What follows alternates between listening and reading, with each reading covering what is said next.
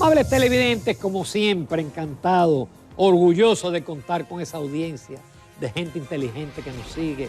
Muy buenos días a todos. Buenos días, Jacqueline Morel. Muy buenos días, Ramón. Buenos días, amables televidentes. Bienvenidos a Telematutino 11, martes 5 de septiembre. Para nosotros consiste en un inmenso placer acompañarles a esta hora de la mañana. No solamente en la República Dominicana y en Estados Unidos, sino que en el mundo nos siguen. Me escribieron de Dubái, Ramón, que nos ven y a veces nos escriben a través del Instagram o del Facebook, de nuestras redes sociales, de diferentes localidades del mundo que siguen a Telematutino 11. Agradecemos esa sintonía y nos compromete a seguir haciendo un trabajo donde se refleje lo que es la actualidad noticiosa de la República Dominicana para que estén orientados de lo que ocurre en el país y en algunas localidades del mundo. Que hace días que se me olvida mencionar que nos vemos por TV Quisqueya, canal 1192, por también diferido en Dominican View, aparte del canal de YouTube y el streaming también de Telesistema Dominicano. Así es. Hoy, como cada martes, la doctora Luz Rosa Estrella nos trae su segmento dedicado a la familia, consejitos para que nuestra familia funcione mejor. Y hoy tenemos también como invitado al licenciado Dionis Sánchez, quien es senador de la provincia de Pedernales, Fuerza del Pueblo, y es el vocero en la Cámara Alta de los Senadores. Así que les invitamos a que estén con nosotros en esta mañana de martes. Señores, la pasada semana fue asesinado un teniente de la policía por dos haitianos, por una deuda que tenía uno de los haitianos con el de la policía.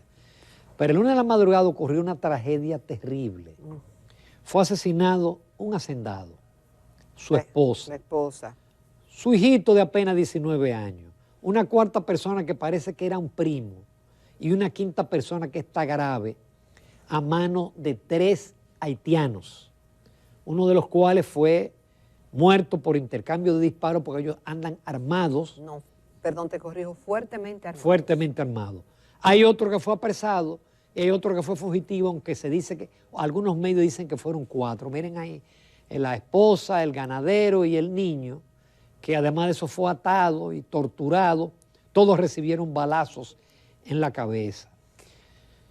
Ramón, este es un hecho que ha consternado a la comunidad de Dajabón, de Partido y toda la línea noroeste, donde siempre, tradicionalmente, y más ahora, a pesar de los esfuerzos del gobierno, hay una gran presencia de haitianos.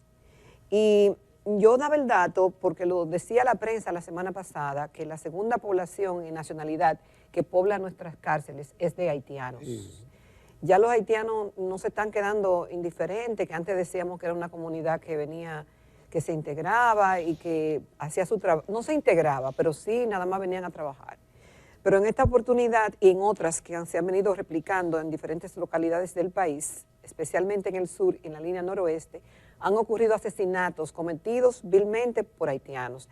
En esta ocasión, la prensa dice que se trata de una banda y que esa banda está integrada por haitianos fuertemente armados. Este hecho ocurrió en la madrugada del lunes, eso fue planificado, Ramón, y fueron asesinados con disparos a la cabeza, y en el caso del joven, obviamente que si fue encontrado atado, porque ahí hubo tortura o porque ahí hubo una planificación más allá de hacer simplemente los disparos, sino que ahí ocurrieron más cosas que será responsabilidad de la policía, hacer lo que corresponde, encontrar esos delincuentes y desarticular esa banda. Recuerda que el presidente dijo que sabía dónde estaban las bandas de Haití, quiénes eran, quiénes las integraban y dónde estaban ubicados. Bueno, el problema es una gran tarea. El problema es que no es solamente que estamos importando miseria, analfabetismo, problemas sociales, sino que estamos importando violencia y salvajismo. No olvidemos que ese pueblo, y esto no es racista, es un pueblo que en su genética tiene la violencia. Ese pueblo nació ¿cómo? Matando a todos los blancos y quemando el aparato productivo, quemando los cañaverales. Y ese haitiano que fue un africano, el pobre que fue capturado y obligado a trabajar y que morían con menos de 30 años, no ha evolucionado su genética. Por eso esa sociedad es una sociedad violenta. Es la sociedad del perlebrón, de ponerle a una gente una goma, rodearla de gasolina, sí. Y por eso es que hay bandas. El suplicio del collar. Y por eso es que hay bandas que violan, que matan, que secuestran, porque es una sociedad que ha vivido en la violencia. Entonces, eso está entrando a la República Dominicana. Y ese es un problema adicional al ingreso de los haitianos ilegales con todos los problemas que nos provocan. Eso, en algunas ocasiones, las poblaciones lo que han hecho es quemar las viviendas y hacerlos sacar. Eso va a pasar ahí, ¿eh? Eso va a pasar ahí. Porque ya que las autoridades no actúan, ya que el negocio en la frontera sigue siendo altamente rentable, llegará un momento que los dominicanos van a tener que tomar la ley de inmigración en sus manos y van a tener que ser el pueblo el que los expulse, el que los envíe, porque esto, señores, está creciendo. No hay semana que no haya un asesinato. Que el presidente dice que eso pasó, pero la policía descubrió. Sí, pero es que ya, pero ¿quién va a resucitar esa familia? El problema es impedir que eso se dé. Y ya van varios casos, son varios los casos de hacendados que los propios trabajadores, lo vimos hace unos meses con el señor Soto, el sobrino de Soto Jiménez. Es decir, esto es ya repetitivo. Mira, Ramón, y justamente en la rueda de prensa del presidente Luis Abinader en el día de ayer fue cuestionado sobre este tema. Ciertamente, son 4 integrantes de la familia, de una familia. Es un hecho realmente, señores, Sí, que es un punto de inflexión grande. Había un primo que estaba ahí de vacaciones. ¿Tú te imaginas? Entonces el presidente volvió a repetir lo que dijo el canciller en un programa de televisión en el fin de semana. Él dijo que si hay que cerrar la frontera, la van a cerrar, como se ha hecho antes. Pero se ha hecho por horas, pero en esta ocasión, si se habla de un cierre de frontera, es un cierre de frontera. El tema es que ahí vienen los comerciantes a quejarse porque realmente el negocio y lo grande que es ese negocio se paraliza y mucha gente sufre. Pero el tema es que si eso está fuera de control, tienen que buscar una medida drástica. Tienen que buscar una medida que realmente surte efecto. Y esto se puede replicar, por eso mucha gente, aunque tiene doméstica y servicios con haitianos, que tengan mucho cuidado con esto. No estamos diciendo que todos son iguales, pero esto se puede replicar y ojalá que eso así no ocurra. Que ahora ya yo entiendo, cuando el canciller dice cierre de frontera, es cierre de las puertas fronterizas. Pero es que los haitianos no entran por la puerta fronteriza. Los que entran por la puerta fronteriza son los que le dan visa o los que vienen a entrar a los comercios binacionales. No, ellos no entran por ahí. A ellos los entran por la otra parte donde no hay puerta. Entonces estamos en lo mismo. El presidente convocó, y yo pensé que eran ruedas de prensa abiertas para cualquier tema, pero no, él fue con el tema, lamentablemente, le tocó hablar de la seguridad ciudadana en medio de una situación como esta. Él dice que no, que la criminalidad ha bajado, que lo que hay es crímenes sociales, pero esto no es un crimen social. Pero Ramón, es que como quieras violencia. Pero tampoco lo del policía es un crimen social. Crimen social es la joven que apareció dentro de un tanque. Hay una, mira, yo lo pongo en, pero en la misma. Crimen, es como quiera violencia. Es crimen. Y como quieres inseguridad. Entonces, el presidente dice que hay una gran intervención y que se están preparando más de 3.000 agentes de la policía que saldrán de las academias de Atillo, de Río San Juan y de Boca Chica. Y que se está haciendo un enorme trabajo en ese sentido. Si es verdad que eso está haciendo, y no tengo por qué dudar del presidente de la República y de otros como doña Elena Villella, que estuvo en el programa y atestiguó de que se está haciendo un trabajo, obviamente que para reeducar y para entrenar a la policía se necesita mucho tiempo y mucha continuidad. Y habrá que apoyarle en ese sentido. Lo único que él dice es que ha bajado la criminalidad y la inseguridad, pero cuando ocurren estos hechos que reseña la prensa día a día, uno se dice, pero ¿y entonces de cuál país es que estamos hablando? ¿Será este o será otro país? Pero además, fíjate como en la propia rueda de prensa, se reconoce que aquel asalto de película, que pareció de película, que libraron unos presos, estaba involucrada la policía. La misma policía estuvo involucrada en la fuga. Sí. Que hay uno de los que no aparece todavía, que tiene 4 crímenes, por lo menos en su cabeza. El tema es, Ramón, que también hay que ser justo y entender que arreglar esa policía no va a ser una tarea fácil, será ciclópea y además tienen que mandar señales. Ese negocio, Ramón, en la frontera, que está, desde hace mucho tiempo se dice que está comandado por militares, si se quisiera desarticular, eso se desarticula. Voluntad política. Con mucha voluntad. Y a esos dueños de eso que contratan los choferes y los vehículos y esa mafia que hay para pasar los retenes y eso, porque no son invisibles, no es volando que vienen, es vía carretera. Algunos han sido interceptados, pero muy pocos, sí. Muy pocos. Esos son los que no han pagado el peaje, a los que interceptan. Entonces, o que falló algo en la logística, pero eso tienen que detenerlo.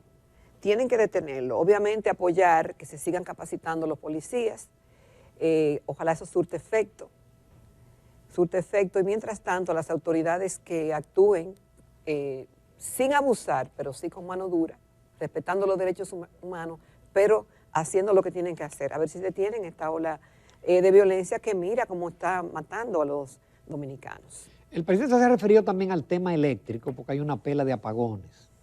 El presidente dice que no se les adeuda a los generadores como antes, ni que hay apagones programados, sino que es un tema de redes que se sobrecargan. ¿Y por qué no han puesto más redes? Bueno, entonces ahí él explicó, ya entendimos. Él decía que él tenía un dinero para las redes, pero lo tuvo que utilizar para el subsidio. Y da la mala noticia. ¿De cuál subsidio? ¿De cuál? Todos los subsidios que se generaron en la pandemia.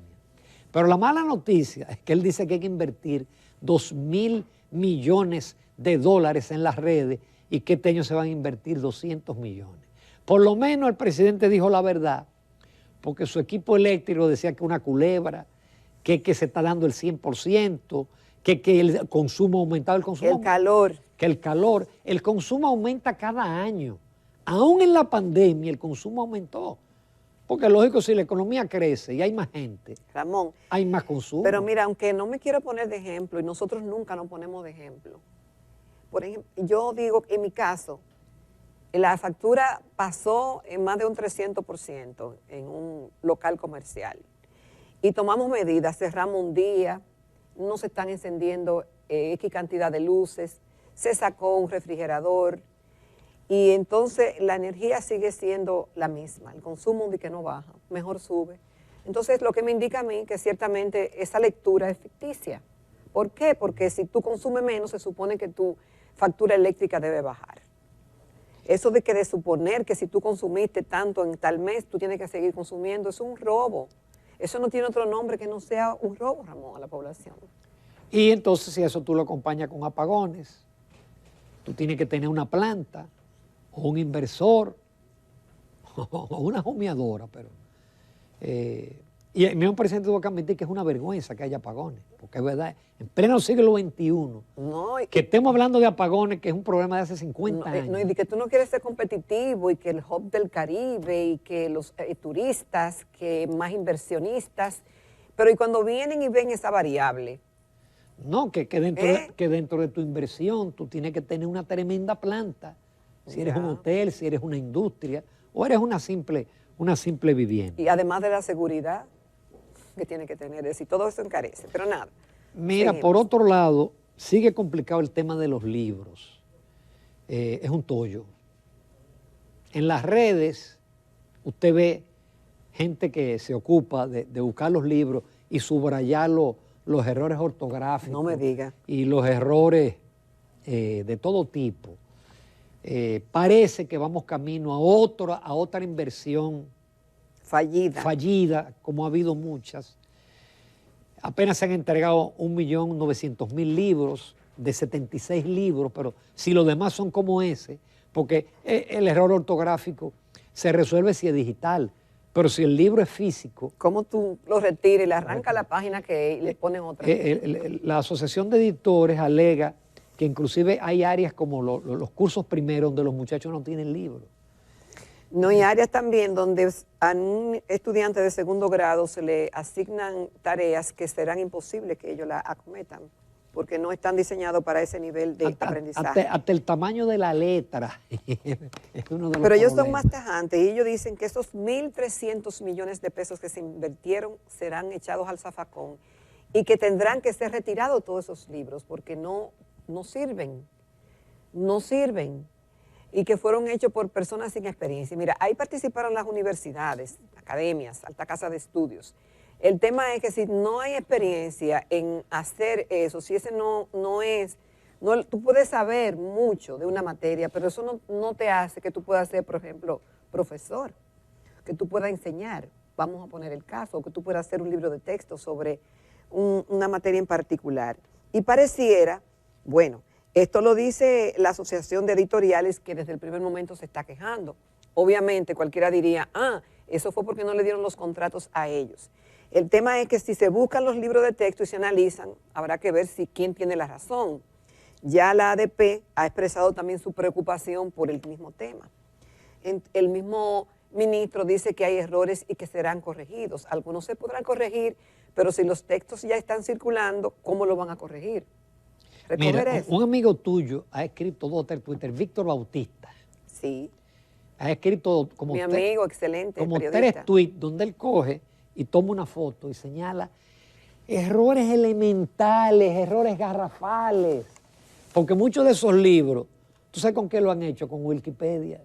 Ay, Dios mío. Y Wikipedia, usted tiene que cogerlo con una pinza, porque Wikipedia la escribe cualquiera que aporta. Muchas veces es cierto lo que dice, pero hay veces que no. Pero es lo que yo te comentaba. El problema es que es como si tú mandaras a hacer una camisa sin juntarte con lo que van a hacer, y uno hace la manga, el otro hace el bolsillo, el otro hace el cuello. Entonces cuando tú lo juntas, lo que te queda es una cosa torcida.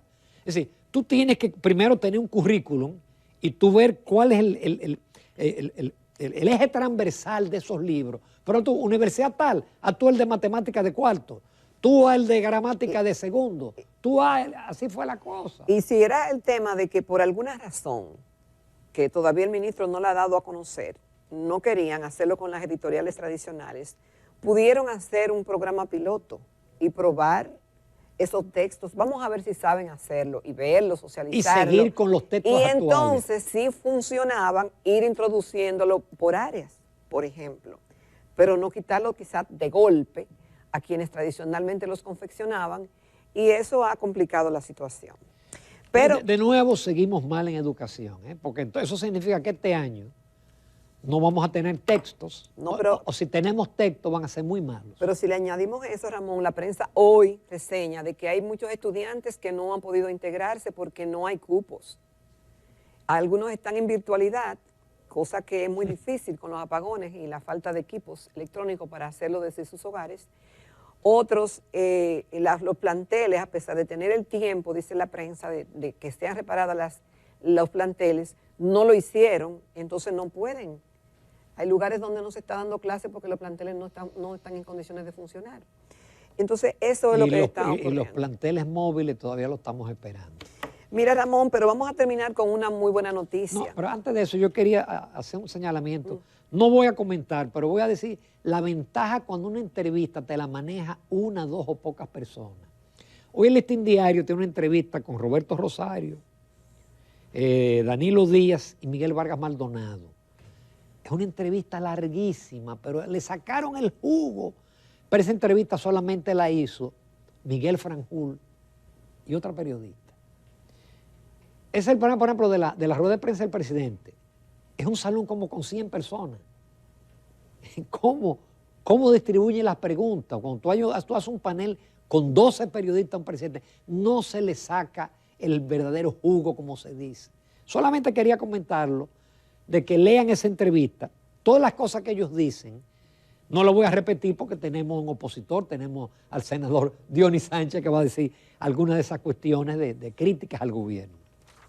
Bueno, pero yo voy a terminar con una muy buena noticia y es la Feria Internacional del Libro Santo Domingo 2023, que terminó con un verdadero exitazo la noche de ayer, lunes. Algunos dicen que se corona como una marca país, con más de 50 millones de ventas.